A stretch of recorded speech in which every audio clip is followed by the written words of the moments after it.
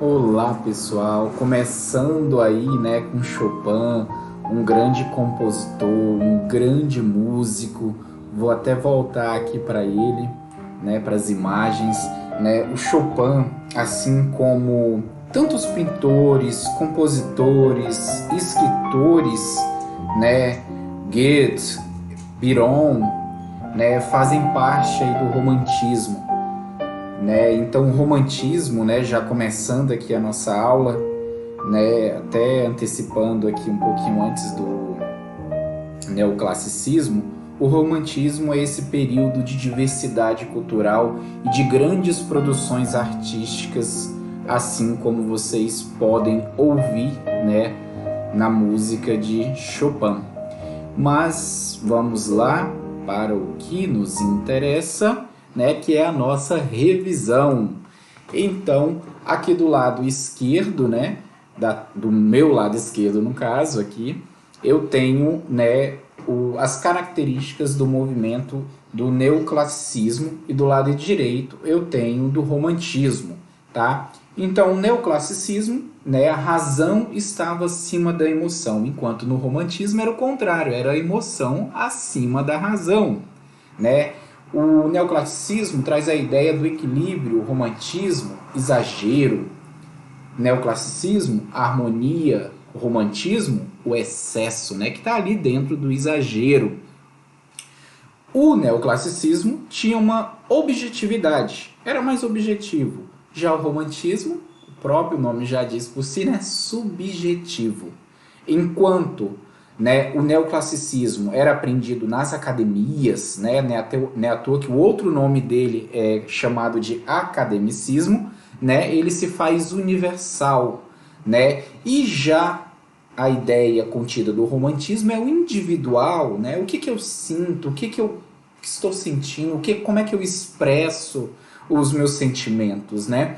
E o neoclassicismo ele traz uma busca voltada ali nos conhecimentos nos livros. Já o romantismo é a experiência pessoal e íntima aí de cada um, né? Aqui eu tenho a imagem, né? Essa imagem é a fachada, né?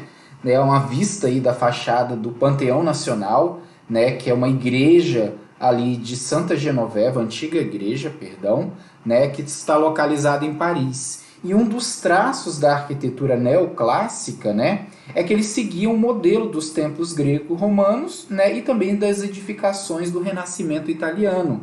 E se vocês observarem na imagem, né, observem aí que esta imagem em questão, né, ali a fachada dela, as colunas remetem muito mesmo, né, essa ideia aí do ideal grego, né, do romano ali, principalmente, né, o grego com relação à beleza dos templos, né. Um dos quadros também que vai se destacar bastante aí no neoclassicismo, né, só relembrando, né, nós temos aí nas últimas décadas do século XVIII, né, e nas primeiras décadas do século, né, XIX, né, essa nova tendência, né, artística que é o neoclassicismo, né, também conhecido como o academicismo, tá? Lembrando que os valores, né, da burguesia estavam sendo fortalecidos, né, a cidade, né, a sociedade europeia, né, pós-Revolução Francesa, né, já ali no período ali napoleônico. Então é importante a gente, né, remeter esse período aí da história. Então a primeira obra que eu tenho é uma obra do Jacques-Louis David, né, mais conhecido como David, né, ele nasce em Paris e ele é considerado ali um pintor da Revolução Francesa e mais tarde ele vai se tornar o pintor oficial do Império do Napoleão. Essa obra, gente, A Morte, né, no caso aí de Marat, ela traz uma questão inédita, né? Porque o Davi, ele soube retratar Marat de uma forma não tão épica, né? Diferenciando, assim, a sua obra do idealismo da arte acadêmica e aristocrática. Olha que coisa interessante, né? Ele meio que vai ali já contrário a um pouquinho do academicismo, mas ainda esta obra se faz presente no neoclassicismo, né? Então, A Morte do Marat, né? Perdão, sempre confundo aí, esqueço o tzinho final, né? É uma obra que mostra, assim, um vibrante realismo, né? As expressões fortes também ali bastante presente. E se a gente for pensar, meio que já abre as portas ali para o romantismo mais à frente, né? Se a gente for fazer essa leitura. Outra obra aqui de grande importância, que também está presente no livro de vocês, na página 13, é A Banista de Vauxhall, né? É uma obra ali de 1808, do Ingres, né? O Ingres, né, um grande artista também desse período, né? E uma coisa interessante, que ele tinha um domínio, como vocês podem perceber aí na imagem, né? No livro de vocês tem a imagem completa, né? Fica muito evidente essa questão do domínio dos tons claros, translúcidos, né, com a representação aí da pele, né, e o domínio que ele tinha, que era grandiosíssimo, né, dos desenhos. Vamos agora para A Liberdade Guiando o Povo. Já chegando aqui no romantismo, né? Então, como a gente sabe, aí teve uma grande agitação, né? Fortes mudanças sociais e políticas, culturais, causadas aí pela Revolução Francesa, né? Pela Revolução Industrial e pela Revolução Francesa, aí no final do século XVIII.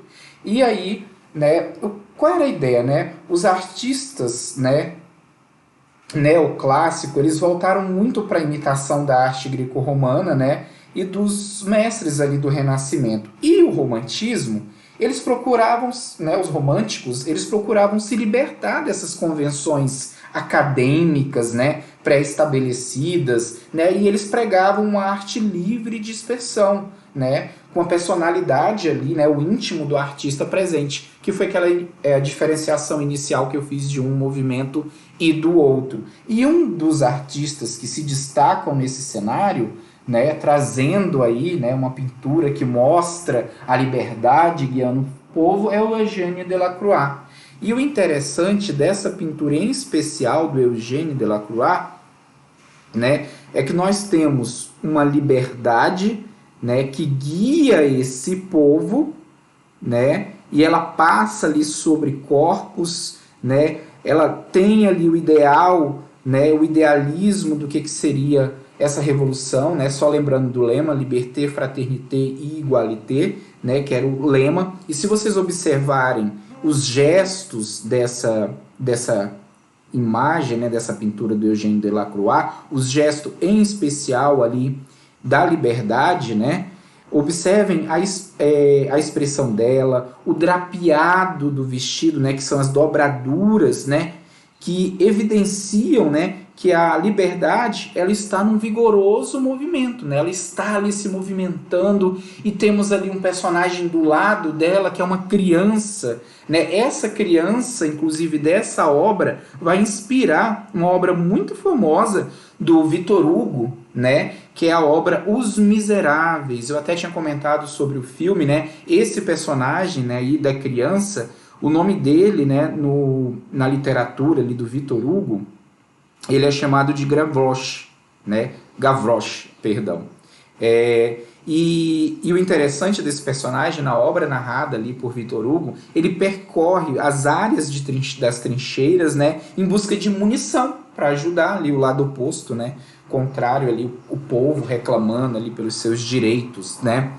E esse personagem do livro aí do Victor Hugo, ele foi inspirado exatamente neste garoto aqui, segurando a arma ali, né, envolto ali, né, junto com essa liberdade, lutando, né, pela liberdade. Observem que a liberdade, na cabeça dela, você vê o cabelo, mas você vê também que é tipo um chapéu. Não sei se vocês conseguem visualizar direitinho aí. O que seria esse chapéu, né? Ele, na verdade, é chamado de barrete, né? Ele foi usado ali pelos franceses, né, que lutaram durante a queda da Bastilha em 1793, né? E a liberdade, ela utiliza ele, né, esse barrete frígio aí na cabeça, né, como uma espécie de touca. E qual era a ideia, Leandro, desse símbolo, né? Era um símbolo que foi usado ali no regime republicano, como eu falei, né? Cuja ideia era representar a liberdade. Então, o que a liberdade, que é o nome da personagem, o nome do quadro também, né? Guiando o povo, ela reforça, né, esse sentido da libertação do povo. Vamos aqui agora para o próximo, que é um outro artista também muito famoso, que é o Goya, né? O Francisco Goya. O Goya tem essa obra aí, que é Os Fuzilamentos de 3 de maio de 1808, né? Essa obra ele pintou ali no período de 1814 e 1815, né? E a gente vê ali os desastres, né, da guerra, né, o caráter desumano dessas ações bélicas, né? Então é um momento ali de fuzilamento, e se vocês observarem a obra, né, há um jogo de luz e sombra, né? A composição está na diagonal também, né? Uma característica aí da obra do Goya. Uma coisa que vocês não podem esquecer, né? Nesta prova a gente vai ter algumas questõezinhas ali de projetos, na verdade uma questão de projeto, né? O último trabalho que nós fizemos foi em torno ali do currículo, então deem uma olhada no currículo, né? No passo a passo, é muito importante vocês frisarem esse passo a passo, tá ok? Por um complemento maior, já que é uma aula de revisão, é uma aula mais rapidinha, né, vocês têm acesso no meu canal e através do portal também tá lá os links, né, da aula sobre o neoclassicismo e da aula sobre o romantismo, né? Então eu indico reverem essas aulas além dessa revisão aqui que eu estou fazendo com vocês agora no momento, tá? Então não deixem de rever estas aulas, tá, pessoal? É muito importante, né? Façam as atividades também destes capítulos, eu acho que vai ajudar bastante vocês no momento lá da prova de linguagens, né? Onde estarão ali as minhas questões. Então é isso, grande abraço, grande beijo, boa prova e boas férias aí para quem já ficar de férias.